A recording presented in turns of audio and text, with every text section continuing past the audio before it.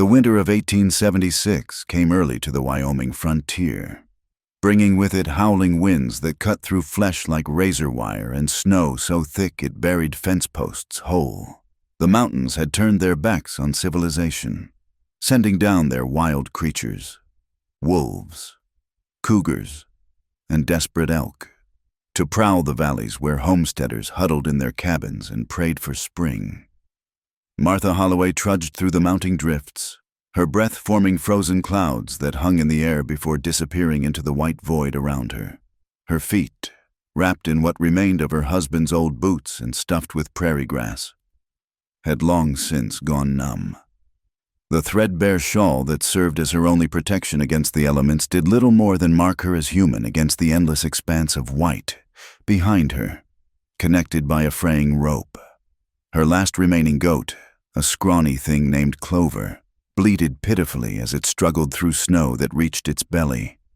The animal was all she had left after the townsfolk of Cedar Ridge had burned her cabin to the ground 3 days prior, convinced that the widow Holloway had brought a curse upon their community.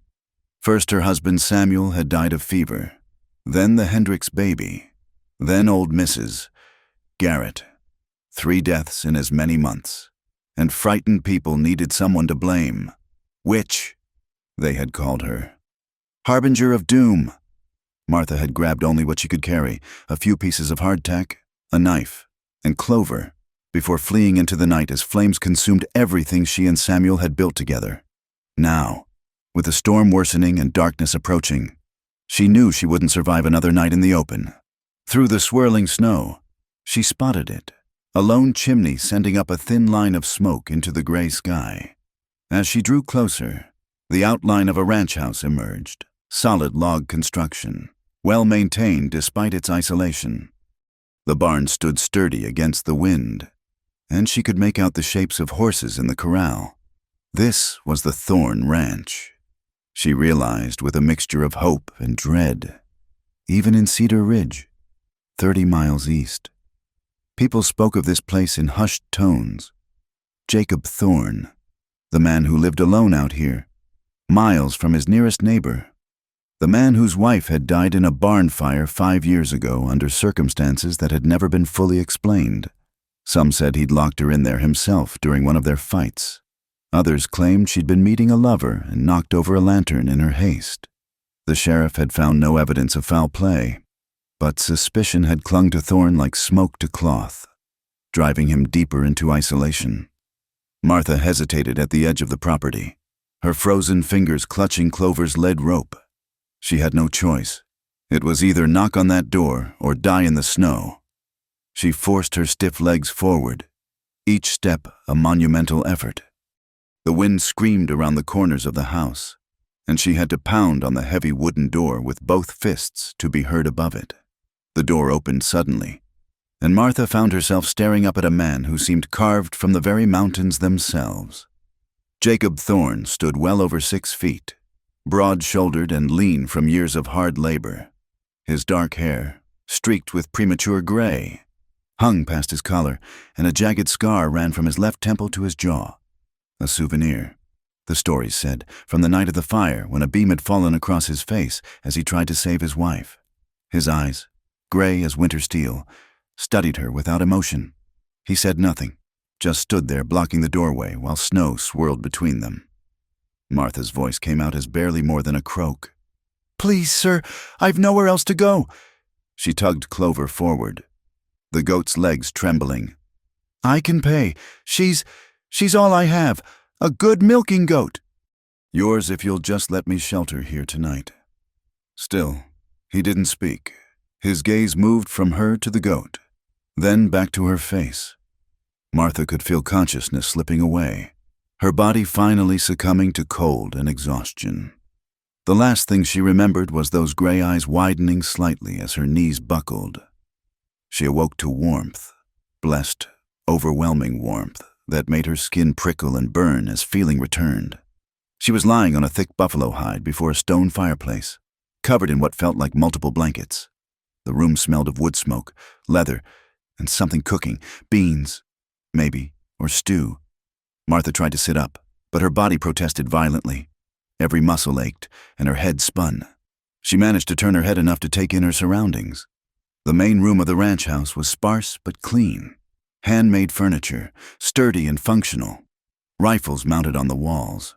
Books, surprisingly many books, lined rough-hewn shelves. A kitchen area occupied one corner, where a pot simmered on a wood-burning stove. And there, sitting in a chair by the window, was Jacob Thorne. He was cleaning a rifle with methodical precision, his movements sure and practiced. He hadn't noticed she was awake, or if he had, he gave no sign. Martha studied him in the lamplight. The scar was more pronounced from this angle, pulling at the corner of his mouth in a way that gave him a perpetual slight frown. His hands, she noticed, were gentle with the weapon despite their size and obvious strength. "Your goat's in the barn," he said suddenly, not looking up from his work. His voice was deep, rusty from disuse, fed and watered. Martha struggled to speak through her parched throat. "Thank you." He set the rifle aside and moved to the stove, ladling something into a bowl. When he approached her, Martha instinctively shrank back, but he simply set the bowl on the floor within her reach and returned to his chair. The message was clear. He'd saved her life. But she shouldn't expect coddling. "Storm's getting worse," he said after a long silence. "You'll need to stay until it passes." Martha managed to prop herself up enough to reach the bowl. It was indeed bean stew, simple but hot and filling. As she ate, she watched him resume his rifle cleaning. Neither spoke. The fire crackled. The wind howled outside, and somewhere in the barn, Clover bleated once before falling silent. When she finished eating, exhaustion crashed over her again. She lay back down, pulling the blankets up to her chin. Through heavy eyelids, she saw Thorne rise and add more wood to the fire. He moved past her to what must be his bedroom, pausing at the doorway. "Name's Martha?" she whispered. "Martha Holloway?" He stood with his back to her for a long moment. "I know who you are," he said finally. "Heard what happened in Cedar Ridge. Folks say you're cursed." Martha's heart sank. Even here, her reputation had preceded her. Thorne turned slightly, his face in profile against the darkness of the bedroom. "Folks say a lot of things that aren't true." Then he disappeared into the room, closing the door behind him. Martha lay awake for a long time, listening to the storm rage outside and the fire settle in the grate. She thought of Samuel, of their little cabin now reduced to ashes, of the life she'd lost. But for the first time in days, she wasn't afraid. Jacob Thorne might be a hard man with a dark past, but he'd taken her in when no one else would. In this harsh land, that counted for something. As sleep finally claimed her, she wondered what the morning would bring. The storm showed no signs of abating, which meant she'd be here for days at least, trapped in a small house with a man who might be a murderer, or might simply be another soul crushed by tragedy and the weight of others' judgments. She supposed she'd find out soon enough. Outside, the Wyoming winter raged on, indifferent to the small dramas of human life playing out in the scattered ranches across its vast expanse. But inside the Thorne ranch house, 2 damaged people had found shelter from more than just the storm. Whether that shelter would hold when the weather cleared remained to be seen. Martha woke to pale morning light filtering through frost-covered windows. The storm had quieted to a steady snowfall, and the house was cold despite the banked embers in the fireplace. She sat up slowly, her body protesting with every movement, and found a cup of coffee and a piece of hardtack on a stool nearby, still warm. Thorne must have left it there before going out to tend the animals. She ate mechanically, her eyes taking in more details of the house in daylight. Everything spoke of a man living alone, functional, orderly, but with an indefinable absence. No curtains on the windows, no tablecloth, no small touches that suggested comfort or care. Yet the book surprised her again. Shakespeare, medical texts, philosophy, even some poetry. Not what she'd expected from a frontier rancher with a violent reputation. The door opened with a blast of cold air, and Thorne entered, stamping snow from his boots. He carried an armload of firewood which he stacked by the hearth without acknowledging her presence. Martha watched him work, noting the efficiency of his movements, the way he favored his left shoulder slightly. An old injury, perhaps. "I can work," she said, breaking the silence. "To earn my keep. I know you didn't ask for payment, but I won't be a burden." He paused in arranging the wood, his back still to her. "Storm's likely to last 3, maybe 4 days. After that, you'll move on." Yes. What else could she say? She had nowhere to go, but that wasn't his problem. Thorne finally turned to face her, his gray eyes unreadable. "There's mending needs doing, washing too, if you're able. I've been—" He gestured vaguely at a basket in the corner, overflowing with clothes. Martha stood carefully, testing her balance. "I can manage." She spent the morning working quietly, grateful for tasks that required no thought. The wash water had to be heated on the stove and hauled to a tub, her movements slow and painful. As she worked, she noticed Thorne watching her occasionally from where he sat repairing harness leather, not with suspicion or desire, but with something like curiosity, as if she were a strange creature that had wandered into his territory. Among the clothes, she found a shirt with a tear across the back, the edges darkened with old blood. Another bore scorch marks. She mended them carefully, her fingers remembering the countless hours spent doing the same work for Samuel. The domestic rhythm was soothing, even in this strange circumstance. "You read all these?" she asked eventually, nodding toward the books. Thorne looked up from his work. "Most of them. Long winters out here." "The medical texts? Were you a doctor?" His hands stilled on the leather. "Started studying, back in Chicago, before." The word hung heavy between them, containing whole stories he wouldn't tell. Martha returned to her mending, but curiosity gnawed at her. This wasn't the brutish killer the gossips described. This was an educated man who'd chosen, or been driven to, a life of isolation. She thought of the stories about his wife. Eleanor. Had she known about his past? Had she cared? By afternoon, the simple tasks had exhausted her. She sank into a chair near the fire, her head spinning. Thorne rose without a word and returned with a bowl of stew, venison this time, with wild onions and potatoes. He set it before her with the same impersonal care he might show a sick animal. "Thank you," she said, "for everything. I know what they say about you in town." His jaw tightened. "Do you believe it?" Martha met his gaze directly. "I believe people see what they want to see, and frightened people see monsters everywhere." Something shifted in his expression, surprise, perhaps, or recognition. He returned to his work, but the silence between them felt different now, less hostile, more careful. That evening, as another blizzard descended, they sat on opposite sides of the room while the fire crackled between them. Martha had found yarn and needles in a basket and was knitting by feel, her fingers remembering the motions. Thorne was reading one of the medical texts, his brow furrowed in concentration. "My husband was killed by a fever," she said suddenly, surprising herself. 3 months ago, the doctor said it was just bad luck, but after that, every death in Cedar Ridge became my fault somehow. Mrs. Henderson's baby was born too early. Old Mr. Garrett's heart gave out. Each time, the looks got darker, the whispers louder." Thorne closed his book but didn't speak. "They came at night," she continued. 20 of them, maybe more.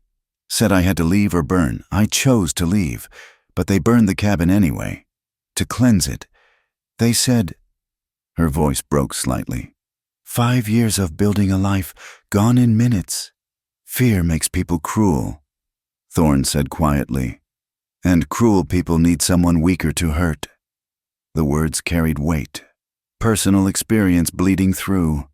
Martha wanted to ask about Eleanor, about the fire, about why he'd stayed here alone all these years, but she recognized the walls he'd built and respected them. She had her own walls. After all, they sat in companionable silence until the fire burned low. When Thorne rose to add wood, he paused by her chair. "There's a cot in the storage room. Warmer than the floor?" I'll move it out here for you."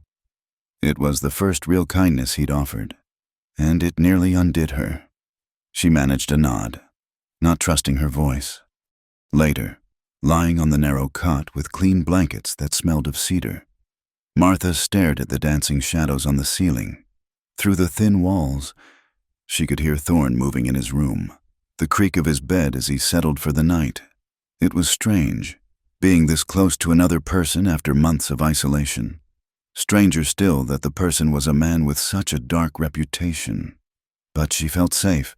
It made no logical sense. She was snowed in with a possible murderer, entirely at his mercy.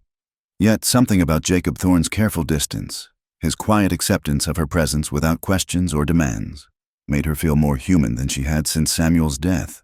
He treated her neither as a woman alone to be taken advantage of, nor as a cursed creature to be feared, but simply as another soul seeking shelter from the storm.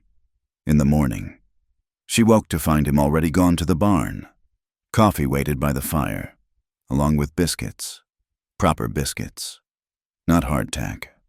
She wondered if he'd made them especially, or if she was benefiting from his usual routine. Through the window, she could see him moving between the barn and the smaller outbuildings, a solitary figure against the white landscape. The storm had worsened overnight. Snow piled against the windows, and the wind screamed like a living thing. Martha shivered, grateful anew for the solid walls around her. She set about her self-appointed tasks, cooking a proper breakfast from the supplies in the pantry, cleaning what little needed cleaning, mending more clothes from the overflowing basket. When Thorne returned, ice crystals in his beard and snow coating his coat, he stopped short at the smell of frying bacon and fresh coffee. His expression was unreadable as he surveyed the domestic scene. "I hope you don't mind," Martha said quickly. "I thought—" "It's fine." He shed his coat and moved to warm his hands by the fire. After a moment, he added, "Smells good." They ate together at the small table, the first meal they'd shared sitting across from each other. Martha noticed he had good table manners, another hint at his educated background. She wondered what had driven a man who could quote Shakespeare and read medical texts to this lonely existence. "Your goat's doing well," he said eventually. "Stubborn thing, tried to eat my hat." Martha smiled, her first real smile in months. "That sounds like Clover. She's got more personality than sense."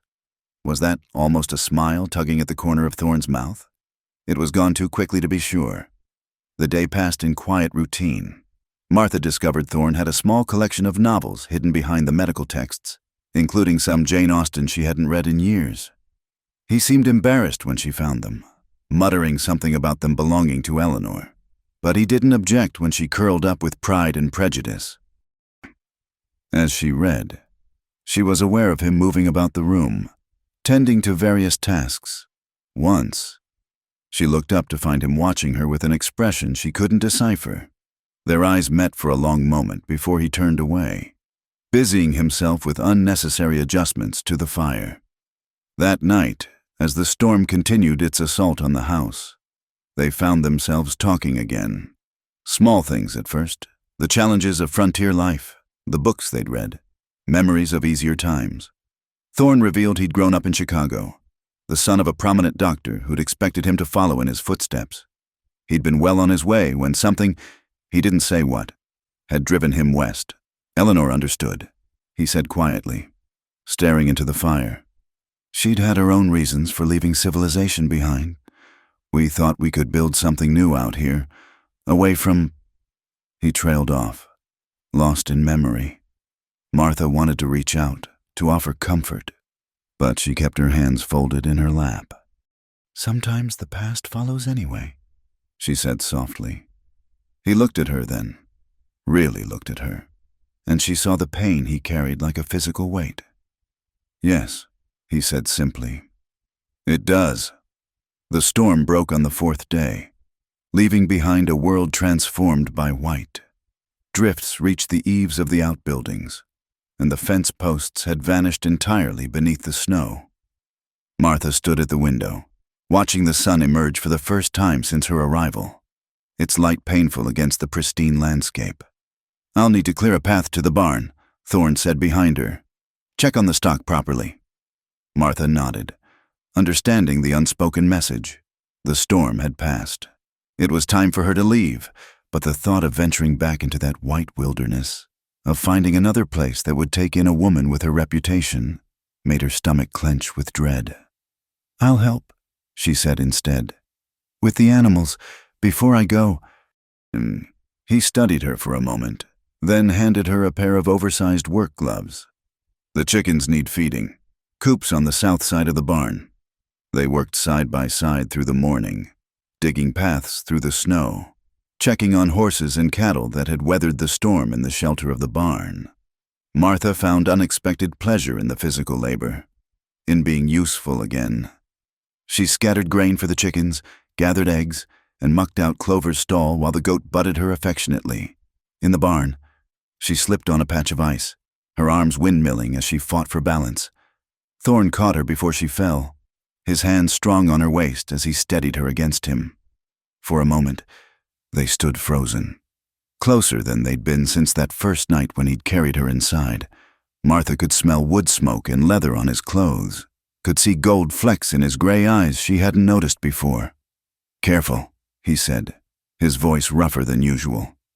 His hands lingered a second longer than necessary before he stepped back, leaving her oddly cold despite the warmth of her exertion. "Thank you," she managed, her heart racing for reasons that had nothing to do with her near fall. They finished the chores in silence, but the air between them had changed, charged with an awareness they both tried to ignore. Back in the house, Martha busied herself with preparing dinner while Thorne repaired a broken bridle, the domestic scene both comfortable and laden with unspoken tension. That evening, as they shared their meal of rabbit stew and cornbread, Thorne surprised her. "You could stay longer," he said, not meeting her eyes. "Until the roads clear properly. Week or two, maybe." Martha's hand stilled on her spoon. "People will talk. People talk anyway." He looked up then, his gaze direct. "I need help with the spring planning, inventory, supplies for when the thaw comes. You can read and figure. It would be useful." It was a practical offer, nothing more. Yet Martha heard what he wasn't saying, that he'd grown accustomed to her presence, to having another voice in the silence. She thought of the alternatives, throwing herself on the mercy of another town that might have heard of the Cedar Ridge widow, trying to make her way to Denver or Cheyenne with no money and only a goat for company. "All right," she said quietly, "until the road's clear." Something relaxed in Thorne's shoulders. He nodded once and returned to his stew, but Martha caught the ghost of relief in his expression. The days that followed fell into a rhythm. Martha took over the household management, cooking meals that were more than mere sustenance, creating order in the neglected corners of the house. She found Eleanor's things in a trunk in the storage room, dresses too fine for frontier life, books of poetry, a silver brush and mirror. Thorne found her holding the brush one afternoon, running her fingers over the engraved initials, E.M.T. "Eleanor Marie," he said quietly from the doorway. "She brought that from Baltimore, said every woman needed something beautiful, even out here." She was right. Martha set the brush down carefully. Was she happy here? Thorne was quiet for so long she thought he wouldn't answer. At first, she loved the freedom, the space, but winters were hard. The isolation. He shook his head. "I should have taken her to town more often. Should have seen she was struggling. You can't blame yourself for—" "Can't I?" His voice turned sharp. "She begged me to spend the winter in Denver that year. Said she couldn't face another season trapped by snow. I told her we couldn't afford it. Couldn't leave the ranch." He laughed bitterly. "The truth was, I didn't want to go back to civilization. Didn't want to pretend to be someone I wasn't anymore." Martha moved without thinking, crossing to where he stood. "What happened to her wasn't your fault." "You don't know that," but his voice had lost its edge. "You don't know what happened that night. Then tell me." He looked at her for a long moment, something warring in his expression. Then he turned and walked out, leaving her standing among Eleanor's abandoned treasures. That night, she heard him pacing in his room, the floorboards creaking under his restless movement. Martha lay on her cot, staring at the ceiling, wondering what memories haunted him in the darkness. She thought of Samuel, of her own guilt over his death, the what-ifs that tormented her. What if she'd noticed his fever sooner? What if she'd sent for the doctor immediately instead of trying her grandmother's remedies first? Unable to sleep, she rose and added wood to the dying fire. She was stirring the embers when Thorne emerged from his room, fully dressed despite the late hour. "Couldn't sleep either?" she asked softly. He shook his head, moving to stand beside her at the hearth. The firelight played across his scarred face, softening the harsh lines. Some nights are harder than others. "Tell me," she said again. And this time it wasn't a request, but an invitation. Sometimes the telling helps. He sank into his chair, running a hand through his disheveled hair. Martha settled in the chair across from him, waiting. "We've been fighting for weeks," he began, his voice low. "About Denver, about money, about children she wanted that hadn't come. That night, she said she was leaving, with or without me. I told her she was being foolish, that she belonged here." He paused, lost in the memory. "She ran to the barn. She did that sometimes when we argued. Said the horses were better company than I was." Martha remained silent, letting him find his way through the story. "I let her go. Figured she needed to cool down. I was sitting right here, nursing my pride and a glass of whiskey, when I smelled the smoke." His hands clenched on his knees. "The lamp in the barn. She must have knocked it over somehow. By the time I got there, the whole structure was ablaze. I tried to get to her, but a beam came down." He touched his scar unconsciously. "When I came to, neighbors were there. The barn was gone. Eleanor was gone." "Jacob," Martha whispered, using his given name for the first time. "It was an accident." "Was it?" His eyes were haunted. "Or did she? She was so unhappy. Martha, what if she—" "No." Martha moved then, kneeling beside his chair and taking his hands in hers. They were cold, trembling slightly. "Don't do that to yourself.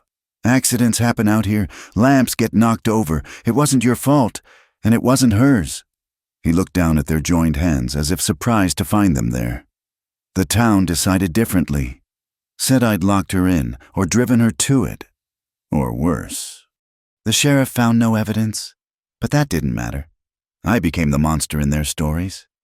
"You're not a monster," Martha said firmly. "You're a man who lost someone he loved and has been punishing himself for it ever since." His thumb moved across her knuckles, the touch sending unexpected warmth through her. "And what are you, a woman who lost someone she loved and got punished by everyone else? Maybe that's why I understand." She squeezed his hands gently. "We know what it's like to be condemned for surviving." They stayed like that for a long moment, hands clasped in the firelight, two souls recognizing their shared burden. Then Thorne pulled back, the walls sliding back into place. "You should rest," he said roughly. "Early morning tomorrow." Martha rose, her knees protesting. At the doorway to the storage room where her cot waited, she paused. "Thank you for telling me." He nodded without looking at her, his gaze fixed on the fire. But as she settled under her blankets, she thought she heard him murmur, "Thank you for listening." The next morning brought a new ease between them. The secret shared in the darkness had shifted something fundamental. Thorne still maintained his careful distance, but his smiles came easier. And once Martha caught him humming while he worked, an old frontier tune she recognized from happier days. She found herself watching him more often, noticing things she'd overlooked before, the way he gentled nervous horses with just his voice, how he carved small wooden figures in the evening, deer, birds, wolves, with surprising delicacy, the care he took with everything on the ranch, from the smallest chicken to the weathered fence posts. One afternoon, as she hung washing in the weak winter sun, she saw him leading Clover around the corral, the goat following him like a devoted dog. He'd fashioned a little coat for her from an old blanket, and the sight of the taciturn rancher fussing over her goat made Martha's chest tight with an emotion she didn't want to name. "She's gotten attached to you," she said when he returned the goat to her pen. "Foolish creature," he muttered, but his hand was gentle as he scratched behind Clover's ears. "Doesn't know any better." "Maybe she knows exactly what she's doing," Martha said softly. Their eyes met across the yard, and this time neither looked away. The moment stretched between them, full of possibility and fear in equal measure. Then a horse whinnied from the barn, breaking the spell, and they returned to their separate tasks. But something had begun that couldn't be easily stopped. In the quiet evenings by the fire, in the shared meals and comfortable silences, in the small kindnesses and careful touches, two wounded hearts were slowly learning to beat again. 2 weeks had passed since the storm, and still Martha remained.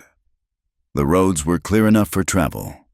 The weather had settled into the normal cold of late winter, yet neither spoke of her leaving. The pretense of staying to help with spring planning had evolved into something else, something unnamed but undeniable. The change came gradually. Jacob's hand might brush hers as she passed him a cup of coffee. Martha would find excuses to stand close when he showed her the ledgers. Their evening conversation stretched later, neither wanting to break the spell of companionship that had grown between them. Then came the night when everything shifted. Martha woke to the sound of thrashing from Jacob's room. She'd heard his nightmares before, muffled cries, the creak of his bed as he tossed. But this was different. This was raw anguish given voice. "Eleanor, the door, I can't—" Without thinking, Martha rushed to his room. In the moonlight streaming through the window, she could see him tangled in his sheets, his face contorted with dream terror. "Jacob," she said softly, then louder when he didn't respond. "Jacob, wake up!" His eyes flew open, wild and unfocused. For a moment he didn't seem to recognize her. Then reality crashed back. He sat up abruptly, running shaking hands through his sweat-dampened hair. "Martha, His voice broke. "Shh." She sat carefully on the edge of his bed, her hand hovering near his shoulder, uncertain. "It's all right. You're safe." "She was calling for me." The words came out rough, torn. "In the dream. She's always calling, and I can never reach her in time." Martha's heart clenched, without permission from her better judgment. She placed her hand on his shoulder. The muscle was rigid beneath her touch, trembling with suppressed emotion. "It wasn't your fault," she whispered. He looked at her then, his gray eyes silver in the moonlight, holding such pain that Martha's breath caught. "How can you be so sure? Because I know you." The words came without thought. Pure truth. "These weeks, I've watched you. The way you care for every living thing on this ranch. The gentleness beneath the gruff exterior. You would never have hurt her. Jacob. Never." Something broke in his expression.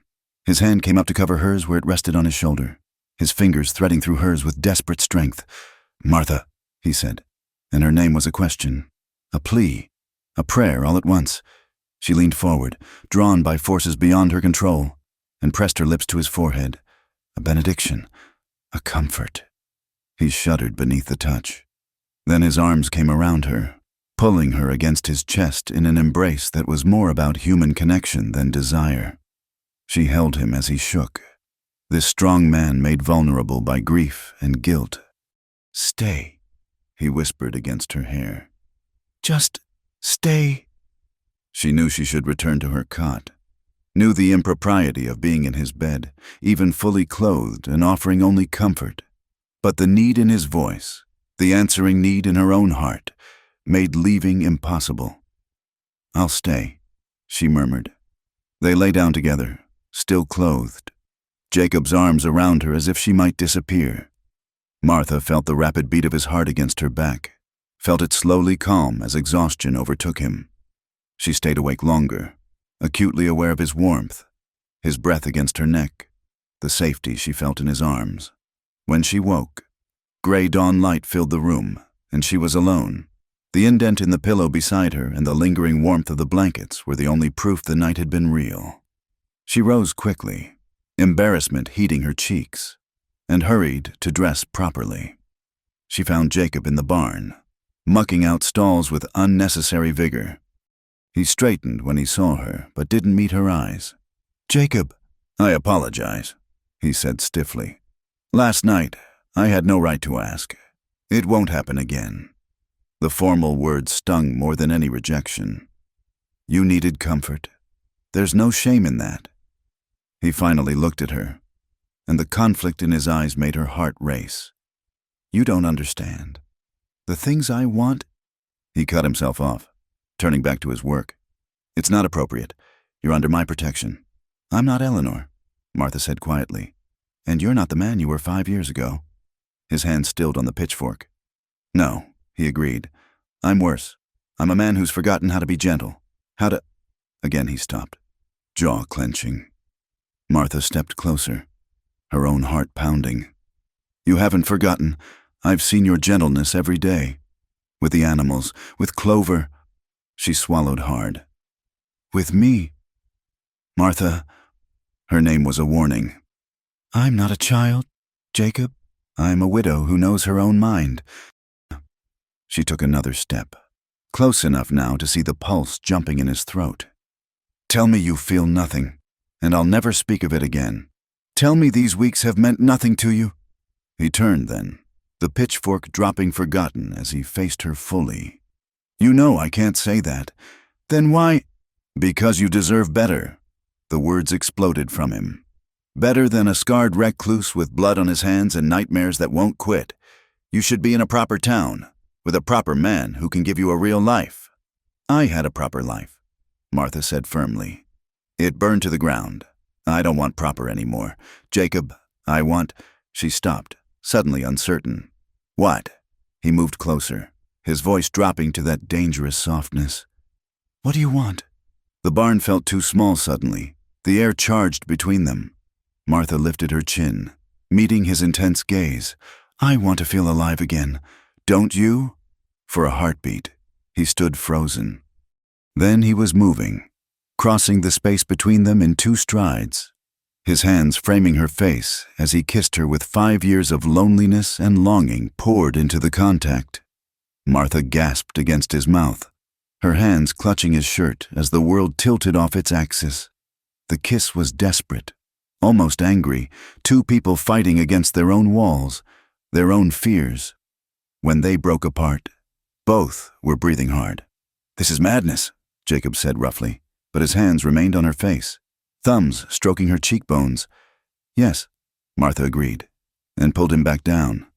This time the kiss was slower, deeper, an exploration rather than an explosion. Martha felt herself melting against him, her body remembering desires she'd thought buried with Samuel. Jacob's arms came around her, crushing her against his chest as if he could absorb her into himself. A horse's whinny broke them apart. They stood staring at each other, disheveled and shaken. "The chores," Martha said weakly. "Yes," but neither moved. It was Jacob who finally stepped back, running a hand through his hair. "Martha, we need to think. This changes everything." She nodded, though thinking seemed impossible with her lips still tingling and her heart racing like a wild horse. "Tonight. We'll talk tonight." They finished the morning chores in charged silence, hyper-aware of each other's movements. Every accidental touch sent sparks through Martha's skin. She caught Jacob watching her as she gathered eggs, his expression unguarded and hungry before he quickly looked away. The day dragged endlessly. Martha tried to focus on household tasks, but her mind kept returning to the barn, to the feel of Jacob's mouth on hers, the strength of his arms around her. She burned the cornbread and oversalted the stew, her usual competence scattered to the winds. Dinner was an awkward affair. They sat across from each other, the table that had become comfortable now feeling like a vast divide. Conversation stuttered and died, killed by the weight of unspoken words and barely leashed desire. Finally, Jacob pushed back from the table. "This is impossible." Martha's heart sank. "You regret it." "No."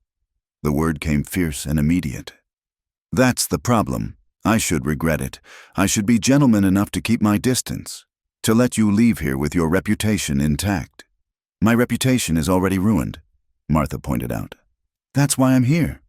Jacob stood abruptly, pacing to the window. Don't jest about it.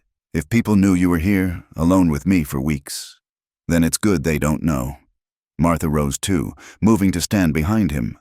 Jacob, we're not hurting anyone. We're two adults who found something unexpected. Why must we deny it? He turned to face her, his expression tormented. Because I can't lose someone else. Martha, I can't. If something happened to you because of me, nothing will happen. She reached up to touch his scarred cheek. We can't live our lives afraid of what might be. I spent months after Samuel died wondering if I was cursed, if I carried death with me. But that's not living. Jacob, that's just existing. He caught her hand, pressing it harder against his face. You make me want things I'd given up on. A future, a reason to wake beyond mere survival. Then take it, she whispered. Take me. Choose life. Jacob, choose us. He closed his eyes, a shudder running through his powerful frame. When he opened them, she saw his decision there before he spoke. God help me, he murmured. And then his mouth was on hers again. This time, there was no interruption. Jacob swept her up in his arms, carrying her to his room as if she weighed nothing. Martha's heart hammered as he set her down beside his bed, the bed where she'd held him through his nightmares just the night before. Are you certain? He asked, his hands trembling as they framed her face. I've never been more certain of anything, she breathed. What followed was a rediscovery for both of them, tender and fierce by turns. They came together with the desperate hunger of those who'd thought themselves beyond such feelings. In the darkness, scarred by loss and marked by sorrow, they found in each other a healing that went beyond the physical. Afterward, they lay entwined, Martha's head on Jacob's chest, listening to his heartbeat slow, his fingers combed through her unbound hair, the gesture infinitely gentle. Stay, he said again, as he had the night before, but this time it wasn't about nightmares or loneliness. This time it was about tomorrow and all the tomorrows after. Yes, she whispered against his skin. Yes. Outside, the winter night was cold and vast, but inside the small ranch house, two wounded hearts had finally found their way home. The peace lasted exactly 6 days. Martha was hanging laundry in the crisp morning air, humming one of the old hymns her mother had taught her, when she heard the horses. Not the familiar sound of Jacob returning from checking the far pastures, but multiple riders approaching fast. Her blood ran cold as she recognized the cadence, a group moving with purpose. Through the morning mist, she counted 8 riders, their faces grim beneath wide-brimmed hats. At their head rode Josiah Hendricks from Cedar Ridge, the man who'd led the mob that burned her home. Behind him, she recognized Thomas Crawford, the bank owner, and several others from town. Get inside, Jacob said quietly behind her. She hadn't heard him come from the barn, but he stood there now, rifle in hand, his face carved from stone. Now, Martha! But it was too late. The riders had seen her. Hendrick's face split in a triumphant sneer as they reined up just beyond the porch. Well, so the rumors were true. His voice carried the righteous satisfaction of a man who'd found justification for his prejudices. The widow Holloway, taken in by Jacob Thorne. How fitting. State your business and get off my land, Jacob said, stepping partially in front of Martha. Our business is with her, Crawford interjected, trying for a more reasonable tone. Mrs.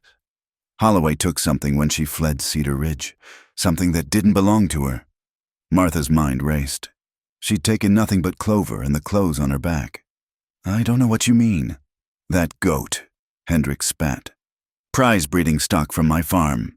You stole her. Clover. Martha couldn't hide her disbelief. She's been mine for 2 years. Samuel bought her from a trader heading to California. Convenient story, with your husband dead and unable to confirm it. Hendricks's smile was ugly. But I have a bill of sale says different. That goat's mine, and I mean to have her back, along with compensation for the theft. Jacob shifted slightly, the rifle still pointed at the ground but ready.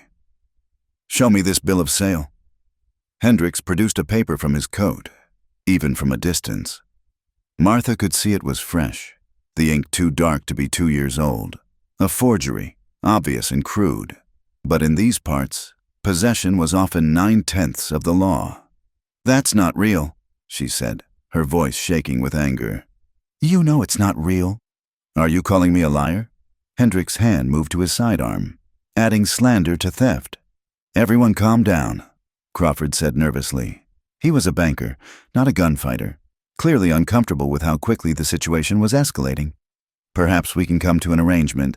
Mrs. Holloway returns the goat, pays a fine for the misunderstanding, and we'll consider the matter closed."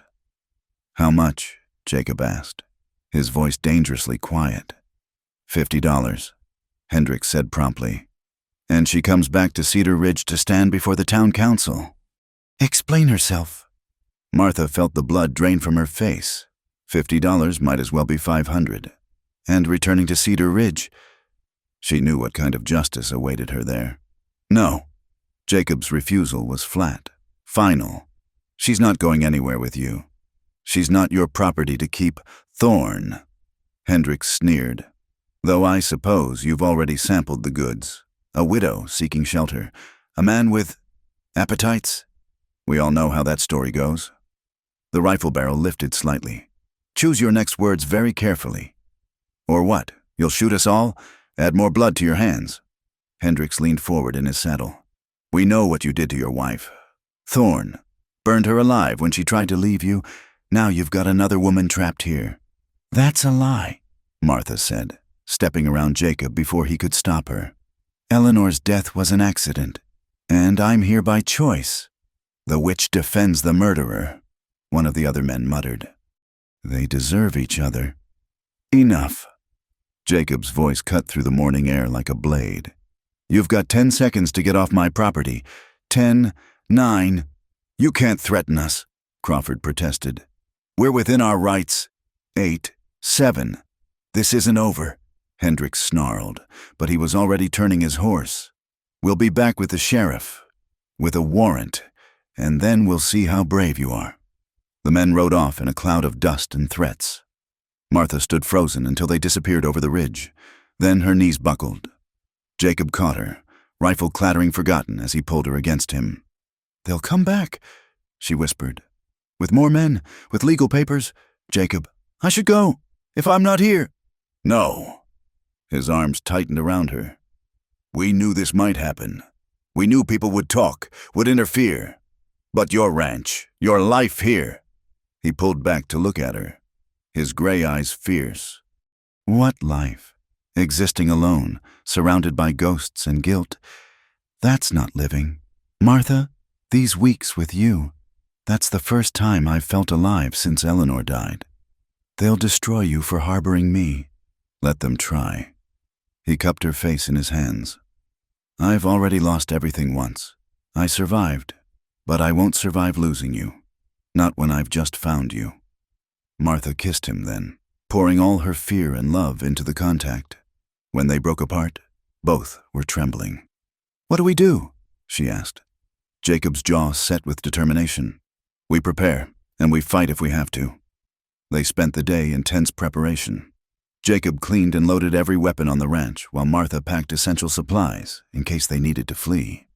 She tried not to think about leaving the home she'd made here, the first place she'd felt safe since Samuel's death. As she worked, she found Eleanor's journal tucked behind the books. She hadn't meant to read it, but her eyes caught on her own name. Not Martha, but a widow from Cedar Ridge, mentioned in Eleanor's final entries. The pages revealed Eleanor's growing desperation, her plans to leave for Denver with or without Jacob. But they also revealed something else. Eleanor had been meeting someone in the barn, a traveling merchant who'd promised to take her away. "Oh, Eleanor," Martha whispered, understanding flooding through her. The accident made terrible sense now. A clandestine meeting, a knocked-over lantern in the heat of an embrace or an argument. She showed Jacob the journal that evening. He read in silence, his face cycling through emotions, pain, anger, relief, and finally, a kind of peace. "She was leaving me anyway," he said quietly. "All this time, I thought my stubbornness killed her, but she'd already chosen to go. It was still an accident, Martha said gently. Just not the one you thought.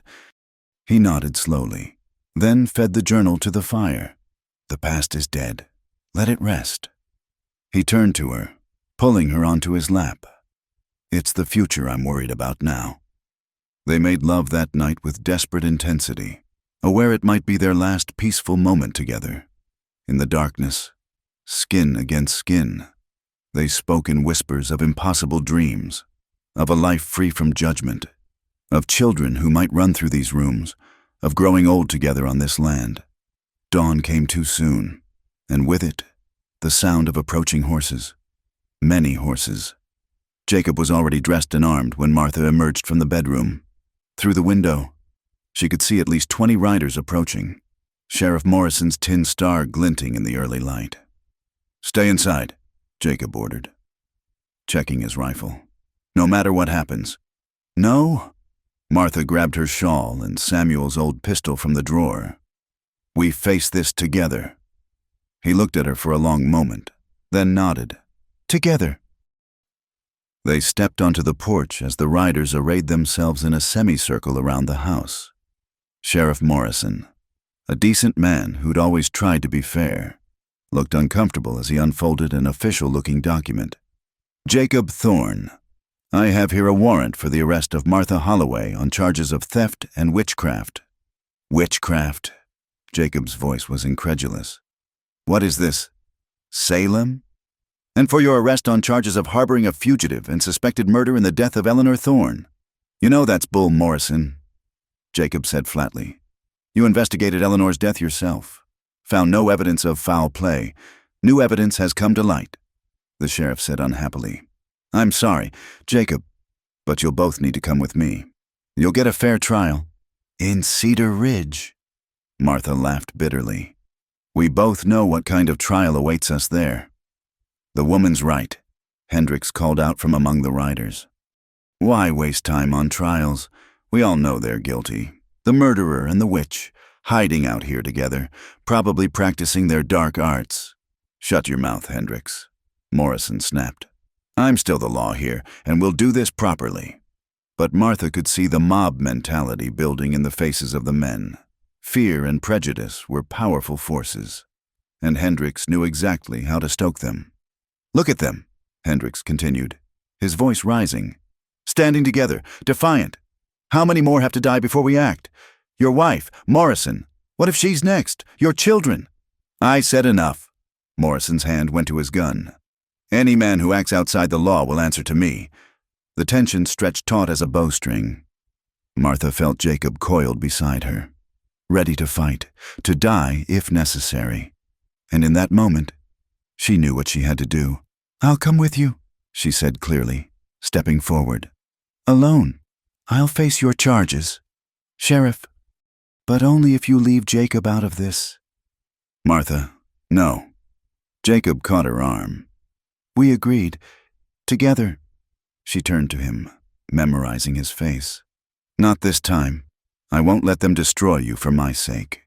She dropped her voice to a whisper. "The journal.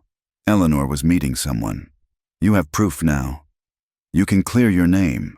"I don't give a damn about my name," he said fiercely. "I do." She touched his scarred cheek one last time. "Live, Jacob. Find happiness for both of us." Before he could stop her, she walked down the steps toward the sheriff. "I'm ready?" Morrison looked relieved. "And Thorne stays here. Those are my terms. I'll come peacefully, answer all charges, but Jacob Thorne has committed no crime except showing Christian charity to a woman in need."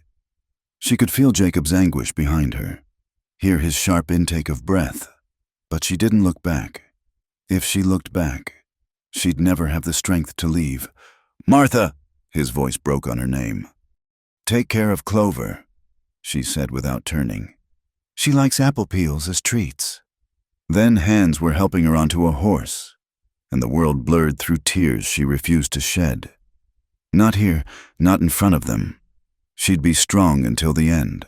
For Jacob, if not for herself. As the riders wheeled their horses around, she heard the sound that would haunt her. Jacob's roar of anguish and rage, primal as a wounded bear. Then Morrison spurred his horse to a gallop, and the ranch disappeared behind them, taking with it the only happiness she'd known since Samuel's death. The Cedar Ridge jail was a small, cold building that smelled of mold and despair. Martha sat on the narrow cot, her hands folded in her lap, listening to the sounds of the town beyond the barred window. She'd been here 2 days, waiting for the trial that everyone knew would be a mockery of justice. Sheriff Morrison had tried to be kind, bringing her extra blankets and ensuring she had decent food, but even he couldn't hide his relief that she'd come quietly, preventing bloodshed. Martha wondered if Jacob had stayed at the ranch or if he'd done something foolish. The not knowing gnawed at her worse than her own fate. On the morning of the 3rd day, she had an unexpected visitor, Mrs. Adelaide Crawford, the banker's wife, stood nervously outside her cell, clutching a basket. "I've brought some bread and preserves," she said, not quite meeting Martha's eyes. And I wanted to say something." Martha rose, moving closer to the bars. "Mrs. Crawford?" The older woman looked around nervously, then stepped closer. "My Margaret, my daughter, she was sick last winter, dying, the doctor said. You probably don't remember, but you gave me herbs, told me how to make a tea, said it might help with her fever." Martha did remember. A chance encounter at the general store, a desperate mother, and Martha sharing her grandmother's remedy without thinking. "She lived," Adelaide whispered. "My Margaret lived because of you, and now they're calling you a witch, wanting to—" She trailed off, tears in her eyes. "It isn't right. Fear makes people see what they want to see," Martha said gently. "I'm glad Margaret recovered." Adelaide pushed the basket through the bars. "There's more than bread in there," she said quietly. "At the bottom, from several of us who remember kindnesses you did." She squeezed Martha's hand briefly. "God be with you." After she left, Martha investigated the basket. Beneath the food, wrapped in cloth, was a small purse of coins and a note. "For the widow Holloway, with gratitude." No signatures, but Martha recognized different handwriting. Not everyone in Cedar Ridge had forgotten their humanity. The trial was set for the next morning. Martha spent the night praying and thinking of Jacob, wondering if she'd ever see him again. When dawn broke gray and forbidding, she dressed carefully in her best dress, the one she'd mended during those peaceful evenings at the ranch. The courthouse was packed. It seemed every soul in Cedar Ridge had come to watch the spectacle. Martha held her head high as Sheriff Morrison escorted her to the defendant's chair. Judge Clarence Braddock, brought in from the county seat, looked stern but fair. Perhaps there was hope after all. Then she saw the prosecution's witnesses. Hendricks, of course, but also several people she'd considered friends before Samuel's death, people whose fear had transformed memory, turning every kindness into evidence of dark arts. The charges were read: theft of livestock, practicing witchcraft, corrupting a Christian man, and suspected murder in the deaths of Samuel Holloway and others. Martha's hands clenched in her lap at Samuel's name being dragged into this farce. "How does the defendant plead?" Judge Braddock asked. "Not guilty to all charges," Martha said clearly. The prosecutor, a thin man named Whitley from the territorial capital, began his case. Witness after witness testified to strange occurrences, how Martha's herbs worked too well, how animals seemed to trust her unnaturally, how death followed in her wake. The stolen goat was produced as evidence, though Clover bleated miserably and tried to reach Martha, having to be forcibly restrained. "The defendant," Whitley declared, "is a danger to every God-fearing person in this community. She ensnared poor Jacob Thorne, a man already wrestling with demons from his past, and turned his ranch into a den of iniquity. Martha's court-appointed defender, young lawyer named Peterson, who looked fresh from law school, did his best." He pointed out the lack of actual evidence, the absurdity of witchcraft charges in 1876, the obvious forgery of the livestock bill, but the crowd was against him, murmuring and hissing at every point he made.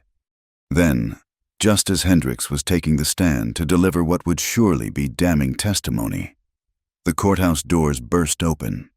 Jacob stood there, travel-stained and grim. But it wasn't his presence that made the crowd gasp.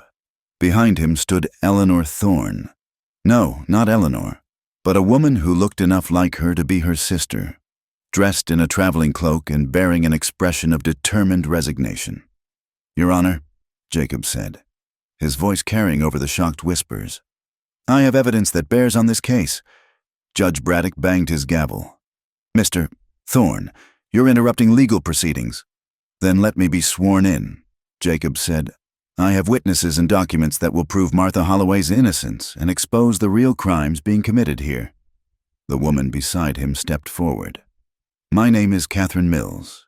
Until 5 years ago, I was Catherine Thorne, Eleanor's sister." The courtroom erupted. Sheriff Morrison had to threaten several people before order was restored. Judge Braddock, looking increasingly intrigued, gestured for them to approach. What followed turned the trial on its head. Catherine testified that she'd been corresponding with Eleanor secretly, that her sister had been planning to leave Jacob for a traveling merchant named Daniel Hart. She produced letters, Eleanor's letters, detailing the affair and her plans. "I've spent 5 years believing my sister was murdered," Catherine said, her voice steady despite tears on her cheeks, hating Jacob for it. "But when word reached me that he'd taken in another woman, I had to know the truth. I hired investigators. What they found?" She produced more documents, testimony from people who'd seen Hart near the ranch that night, a confession from Hart himself, gotten from his deathbed in California, admitting he'd been in the barn with Eleanor when the lantern fell. "My sister died in an accident," Catherine concluded. "An accident that occurred while she was betraying her marriage vows. Jacob Thorne is innocent of her death, and this woman," she gestured to Martha, "is certainly innocent of the ridiculous charges brought against her." The courtroom was in chaos. Hendricks tried to shout over the noise, claiming the documents were forged. But other witnesses came forward. The traveling preacher who'd seen Hart's wagon near the Thorne Ranch, the doctor from the next town who'd treated Hart for burns on his hands 2 days after the fire. Then Adelaide Crawford stood up in the gallery. "I have something to say." Judge Braddock, by now thoroughly engaged in the drama, nodded permission. "Martha Holloway saved my daughter's life," Adelaide announced. "With herbs and knowledge, not witchcraft. And I'm not the only one." She looked around the courtroom. "How many of you came to her for remedies when the doctor was too far or too expensive? How many of you did she help without asking for payment?" One by one, people stood. The blacksmith whose burned hand she'd treated, the young mother whose baby she'd helped deliver when the midwife couldn't come. Even some who'd been among the mob that burned her house looked ashamed as they admitted the help she'd given them. "As for the goat," Jacob said, producing a worn piece of paper, "I have here the actual bill of sale from Samuel Holloway's effects, dated 2 years ago. From a trader named Joaquin Mendez. I tracked down Mendez. He's willing to testify if needed." Judge Braddock had seen enough. "Mr. Prosecutor, do you have any actual evidence of wrongdoing by Mrs. Holloway?" Whitley, looking like he wanted to sink through the floor, mumbled something about reviewing the case. "I thought not." The judge's gavel came down hard. "All charges against Martha Holloway are dismissed, and Mr.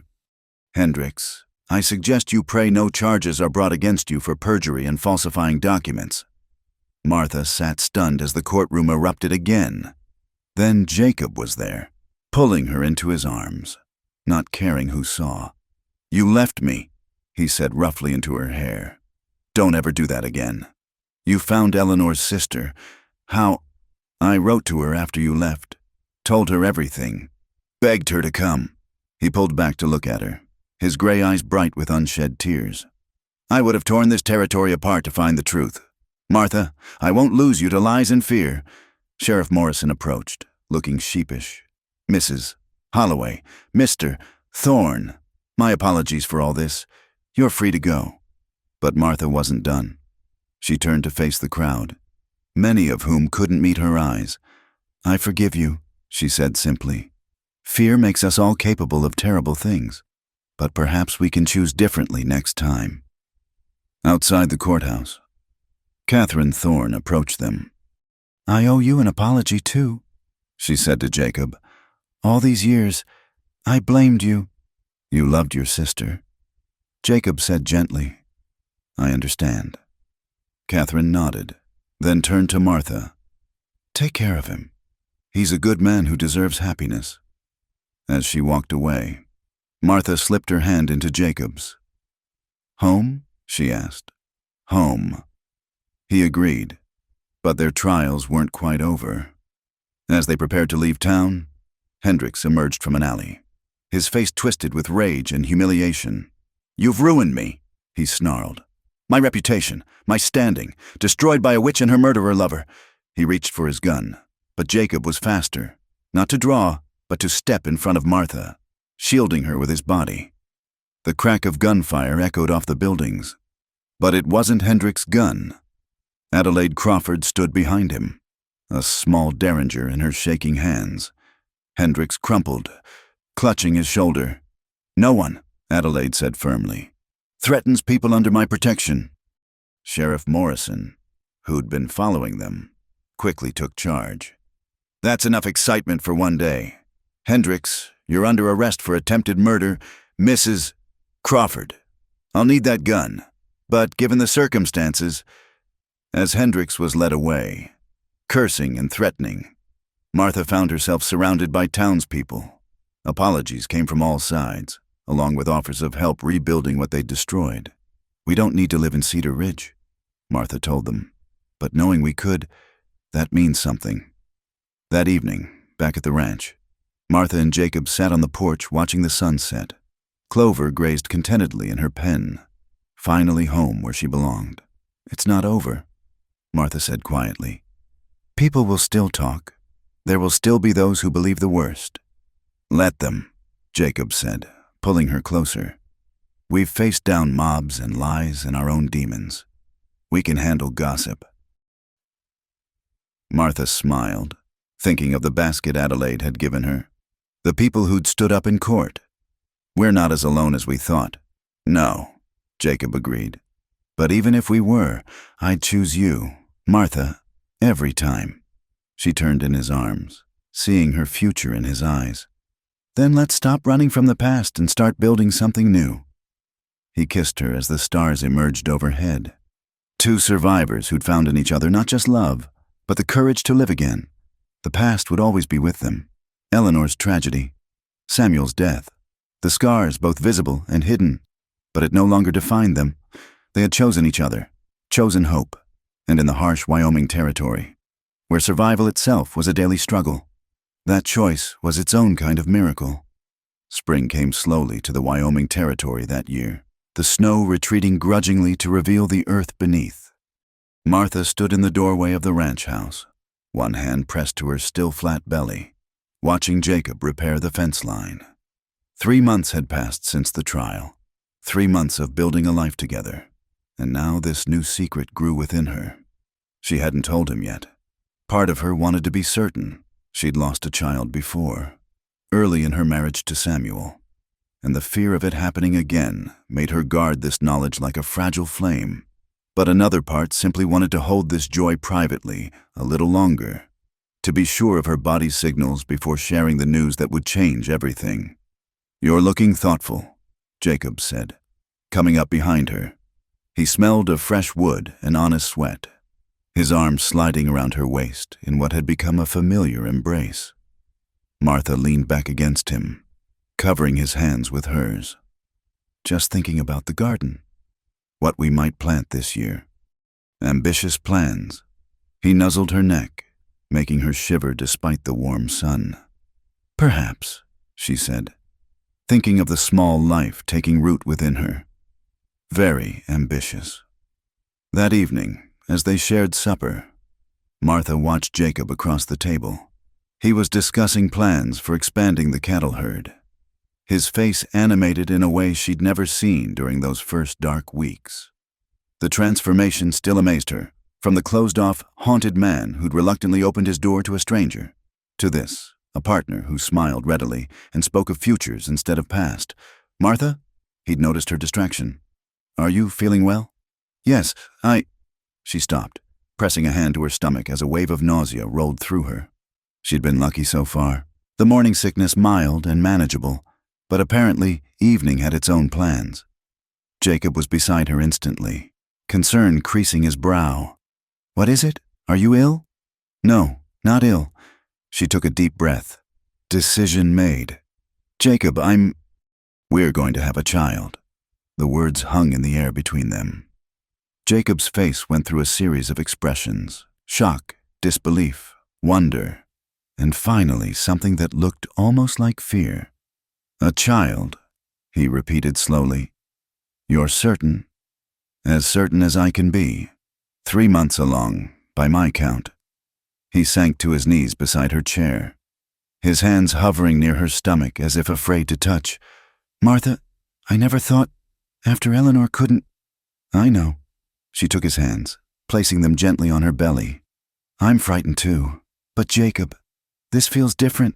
This feels right." His hands trembled against her. "What if something happens? What if I can't protect you both? Then we'll face it together," she said firmly. "The way we've faced everything else." He pressed his forehead to her stomach, and she felt him shudder. When he looked up, his eyes were wet. "A child, our child, our child," she confirmed, threading her fingers through his hair. The next weeks passed in a blur of preparation and careful hope. Jacob became almost comically protective, trying to prevent her from lifting anything heavier than a tea kettle. Martha bore it with amused patience, understanding his fear even as she insisted on maintaining her usual activities. "I'm pregnant, not made of glass," she told him one morning after he'd tried to stop her from carrying the egg basket. "Humor me," he said, taking the basket from her hands. "I've already lost—" He stopped, shaking his head. "I just want to be careful." It was Doc Williams from the county seat who finally eased both their minds. Jacob had ridden out at dawn to fetch him, returning with the elderly physician who examined Martha with gentle competence. "Strong heartbeat," he announced, packing up his instruments. "Everything looks normal. You're a healthy woman, Mrs. Thorne, and barring complications, I see no reason you shouldn't deliver a healthy baby come fall. Mrs. Thorne." They weren't legally married yet. That would have to wait for the circuit preacher. But hearing the title made Martha's heart skip. She caught Jacob's eye and saw her own joy reflected there. Word spread, as word always did in the territory. Some of the neighboring ranchers' wives began to visit, bringing gifts and advice. Even some women from Cedar Ridge made the journey, Adelaide Crawford among them, building bridges one small kindness at a time. "I remember when I was carrying my Margaret," Adelaide said one afternoon, teaching Martha to knit tiny boots. "Scared every minute, but oh, the joy when you first feel them move." As if in response, Martha felt the first flutter, like butterfly wings inside her. She gasped, pressing her hand to the spot. "Jacob," she called. He was in from the barn instantly, rifle in hand, ready for any threat. "No, no danger. Give me your hand." She placed his palm on her stomach, waiting. There, another flutter, stronger this time. His eyes widened with wonder. "Is that our baby?" she confirmed, laughing at his expression, saying hello.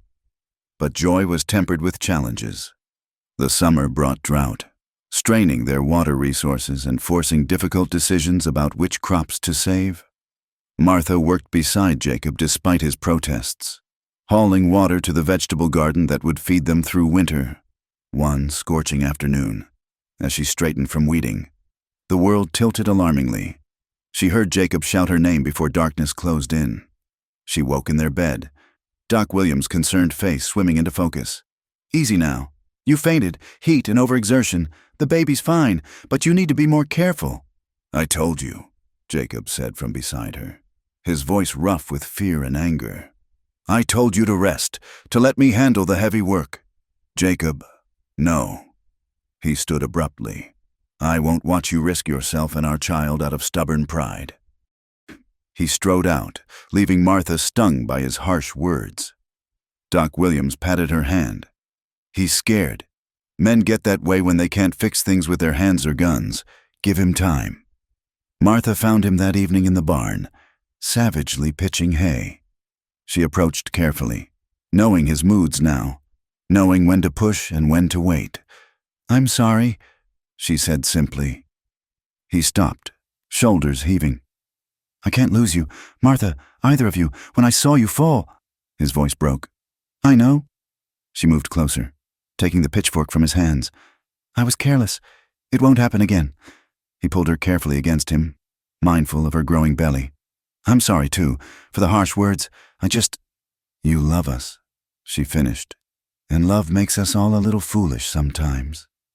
They stood together in the barn where their love had first sparked, holding each other as the sun set through the open doors. Outside, the drought continued, but inside their small circle, life persisted. Fragile, determined, miraculous. The next morning brought unexpected visitors. A small wagon approached, driven by a young couple Martha didn't recognize. The woman was obviously pregnant, much further along than Martha, and both looked exhausted and desperate. "Please," the man said, hat in hand. "We heard, that is, folks say you help people. My Ruth, she's close to her time, and we've nowhere else to go."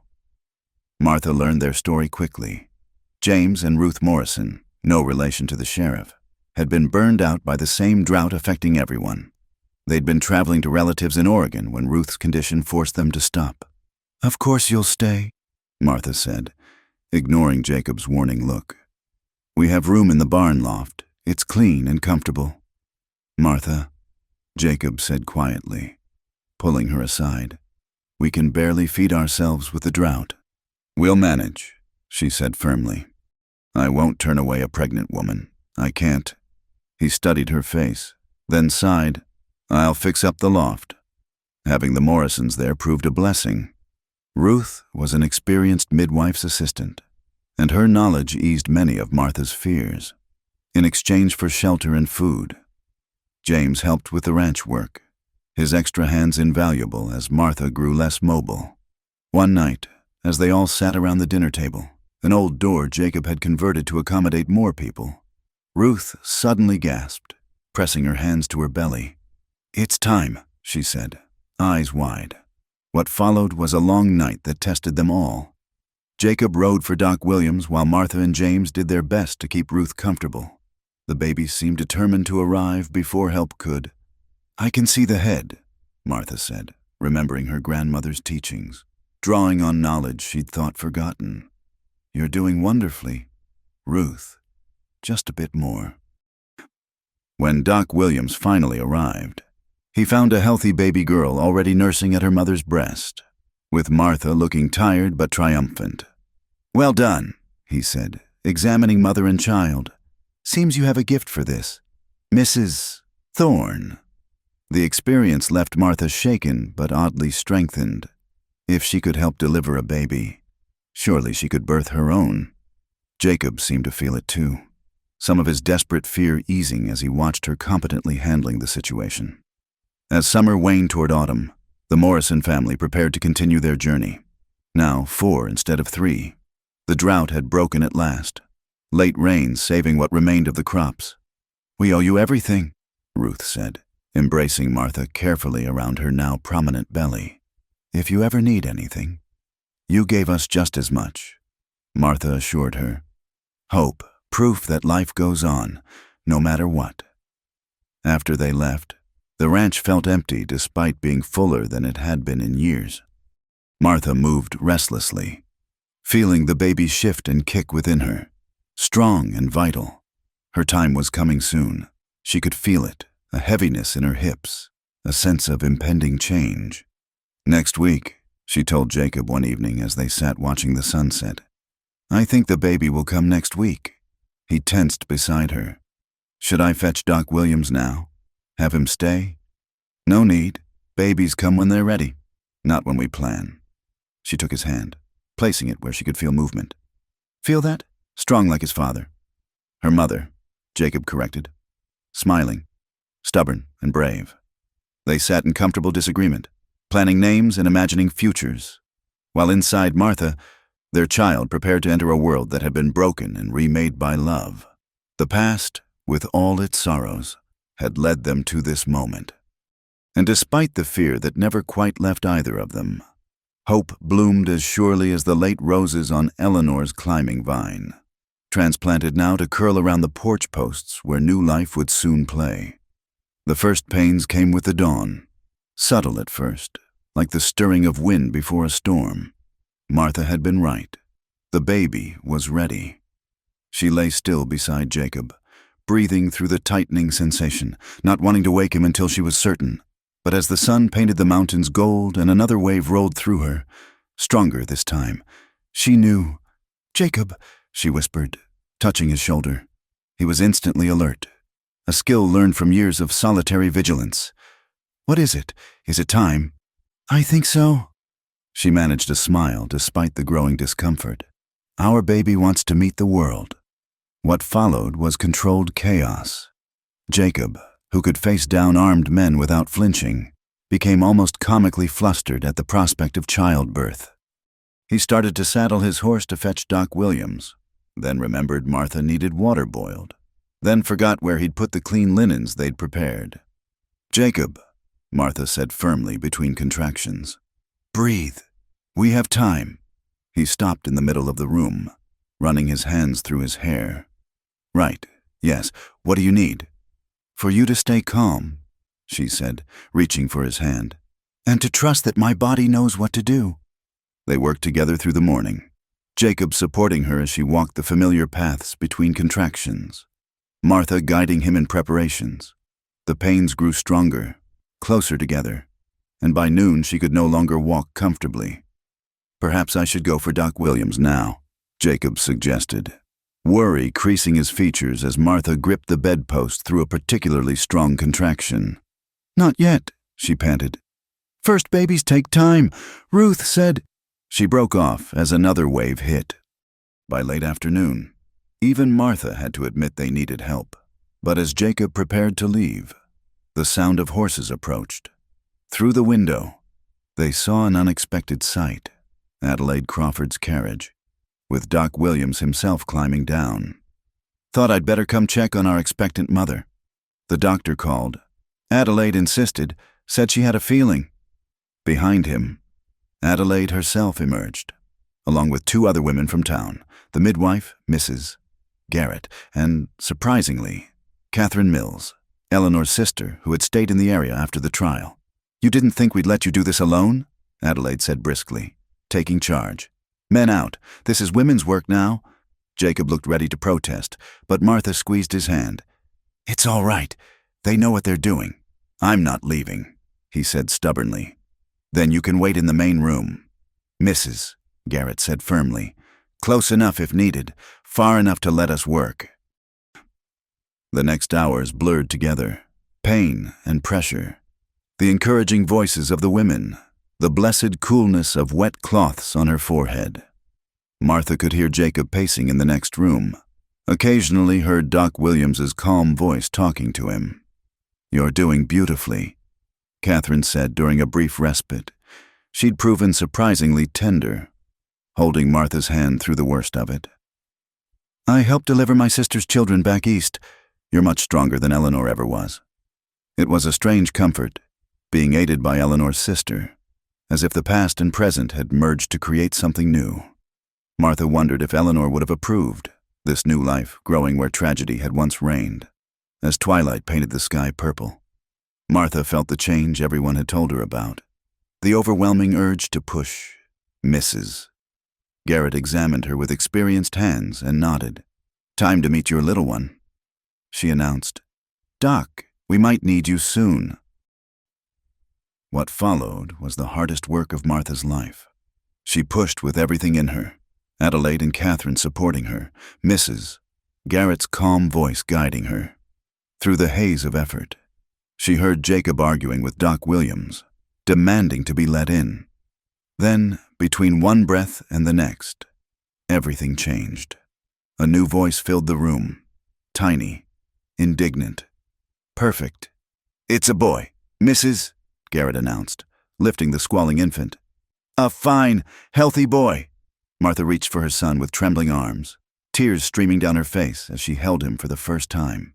He was perfect, a shock of dark hair like his father, eyes that would likely be gray, tiny fingers that gripped hers with surprising strength. "Jacob," she called, her voice rough. "Come meet your son." He burst through the door as if it had been barred by armies rather than convention. His face when he saw them, Martha exhausted but radiant. Their son, red-faced and loud, was something she would remember forever. Wonder, joy, and love so fierce it took her breath away. "A son," he whispered, sinking to his knees beside the bed. One large finger traced the baby's cheek with infinite gentleness. "Our son. What will you name him?" Adelaide asked softly, she and the other women giving the new family a moment. Martha and Jacob looked at each other. They'd discussed names for months but hadn't settled on anything final. "Samuel," Martha said, "for the past that brought us here." "Jacob," added his father. "For the future we'll build. Samuel Jacob Thorne," Doc Williams said, making notes. "Born at 7:47 on September 15th, 1877. A fine name for a fine boy." The women stayed to help Martha get cleaned and comfortable, to teach Jacob the basics of holding an infant, to prepare food neither new parent remembered to eat. As full dark settled over the ranch, they prepared to leave. Catherine lingered last. "He looks like Eleanor's babies might have," she said softly. "She would have been happy for you. I truly believe that." "Thank you," Martha said, meaning more than just the help with the birth. "For everything." Catherine squeezed her hand. "Be happy. It's what we all deserve." After they left, the little family was alone for the first time. Jacob sat on the bed beside Martha, their son cradled between them. Samuel had quieted after nursing, his tiny features peaceful in sleep. "He's so small," Jacob murmured. "How can something so small change everything?" "The same way a woman with a goat changed a bitter rancher's life," Martha said, smiling at the memory. "The best things often come in unexpected packages." The days that followed were a blur of adjustment. Samuel was a good baby, but even good babies demanded constant attention. Jacob threw himself into fatherhood with the same intensity he brought to everything, learning to change diapers with military precision, walking the floors at night when Samuel fussed, staring at his son with wonder during the quiet moments.